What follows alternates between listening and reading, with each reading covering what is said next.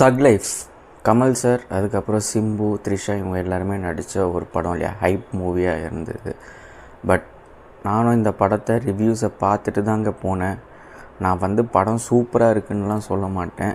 But இவங்க கலாய்க்கிறாலவோ இல்லை ரொம்ப டெரிபிளோ, எனக்கு தெரிஞ்சு சிசிவி செக்கஸ் வானத்தோட இந்த படம் நல்லா இருந்துச்சு. படத்தில் நிறைய ஃப்ளாஸ் இருந்துச்சுங்க.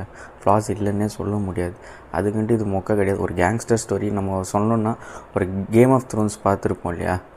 ஸோ உள்ளே யாராச்சும் உசுப்பேற்றி விட்டுக்கிட்டு இருப்பாங்க, நீ தான்ட்டு. அப்போ அதில் ஒரு கிரட்ஜ் மாதிரி ஃபார்ம் ஆகும். அதுக்கப்புறம் ரிவெஞ்ச், அதே ஸ்டோரி தான், சேம் ஓல்டு டெம்ப்ளேட் தான், சேம் ஓல்டு ப்ரெடிக்ஷன், அதே எல்லாமே இருக்குது, இல்லைன்ட்டு சொல்லலை. பட் படம் ஒன் டைம் பார்க்கலாம் தியேட்டரில். ரொம்ப மொக்கையாகவும் இல்லை, போர் அடிக்காமவும் போகும். சில இடத்துல ஓகே கொஞ்சம் லென்த் இருந்துச்சு, அதை கட் ஷார்ட் பண்ணியிருந்துருக்கலாம், அவ்வளோதான். மற்றபடி கமல்ஸோட பெர்ஃபார்மன்ஸாக இருக்கட்டும், இல்லைனா சிம்புவோட பெர்ஃபார்மன்ஸாக இருக்கட்டும், எல்லாமே செம்ம டாப் நாச்சாக இருந்துச்சு.